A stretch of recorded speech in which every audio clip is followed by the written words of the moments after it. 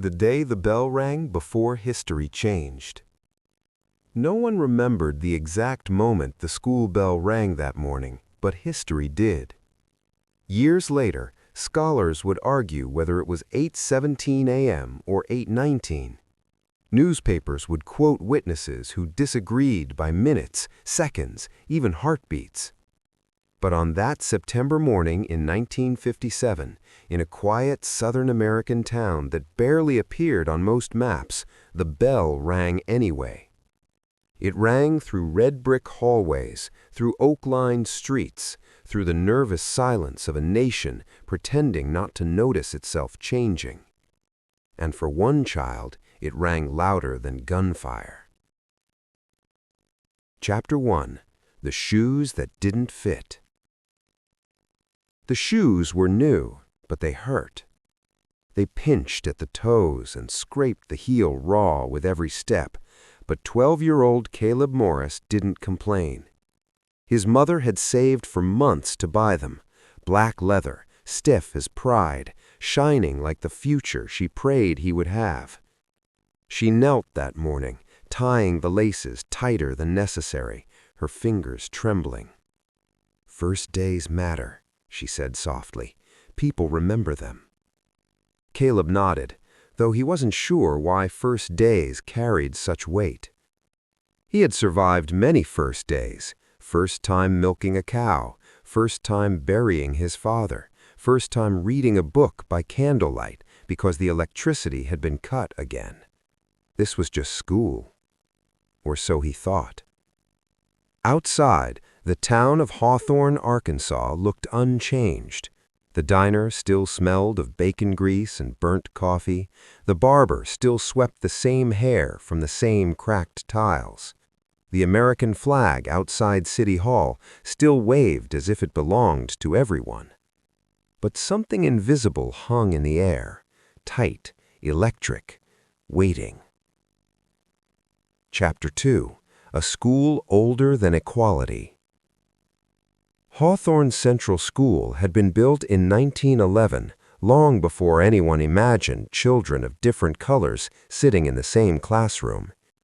Its architecture was proud and imposing, with tall columns meant to inspire obedience and loyalty. The bricks were red, but the rules were black and white.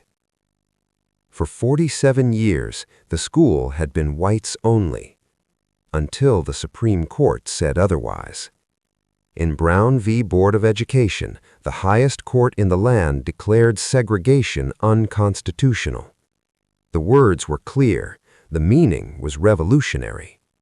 But in towns like Hawthorne, law moved slower than fear. Local officials delayed, parents protested, church leaders preached patience, and children waited.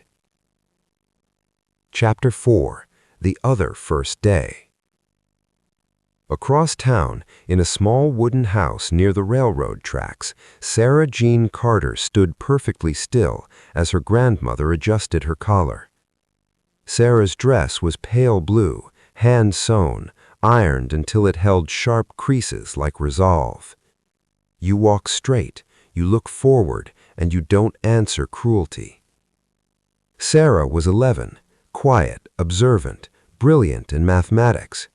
She had memorized the periodic table for fun and read history books like novels. She knew exactly what today meant. She was going to be one of the first black students to attend Hawthorne Central. Not because she wanted to be brave, but because someone had to be. Chapter 4. When the crowd arrived. By the time Caleb reached the school gates, the crowd had already gathered. He slowed his steps. Men in work boots stood with arms crossed. Women clutched handbags like shields.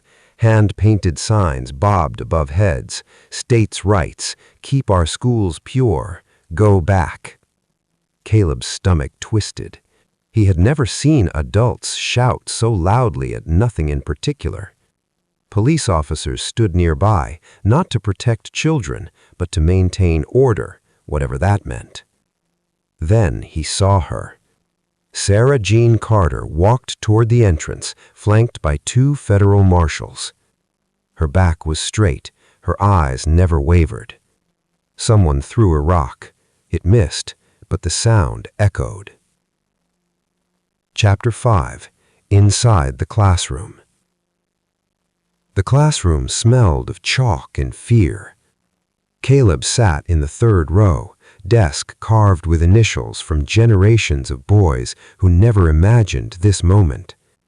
When Sarah entered, conversation died instantly. The teacher, Miss Eleanor Whitfield, hesitated for half a second too long before speaking. "Class, take your seats." There was one empty desk, in the front row. Sarah walked to it.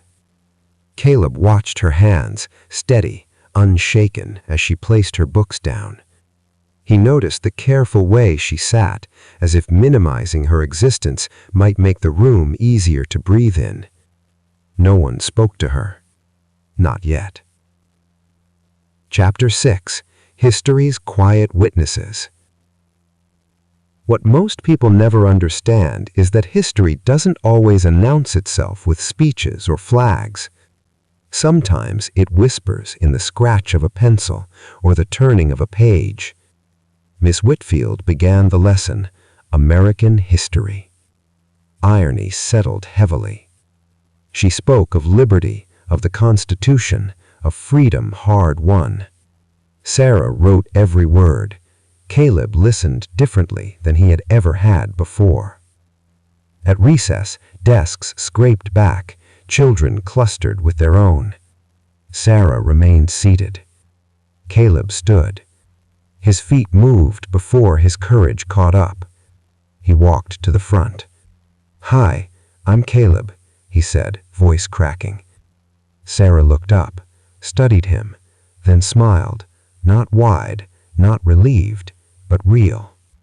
"I know," she said. "You sit behind me." That was all, but it was enough.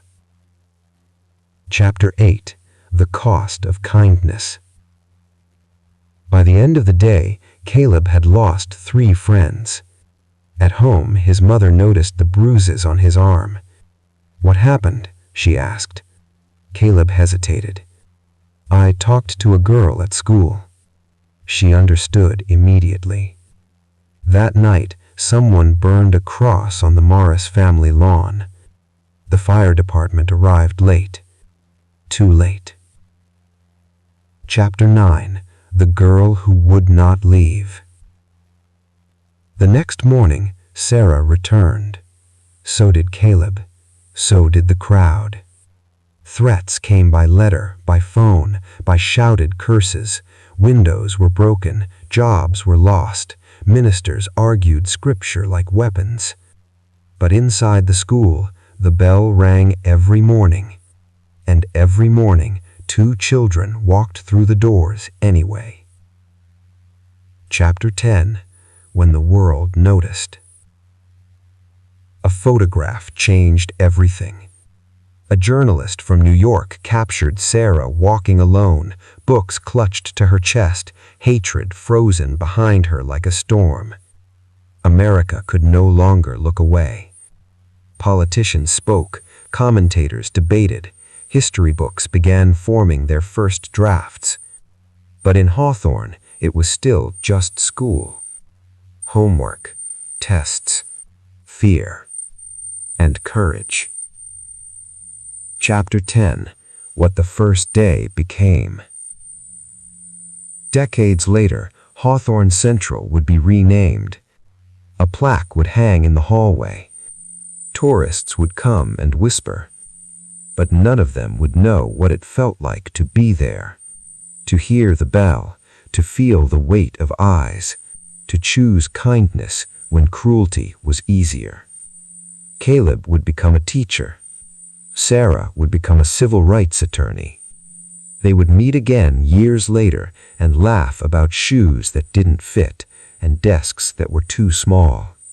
But they would never forget the first day, because that was the day school didn't just teach history.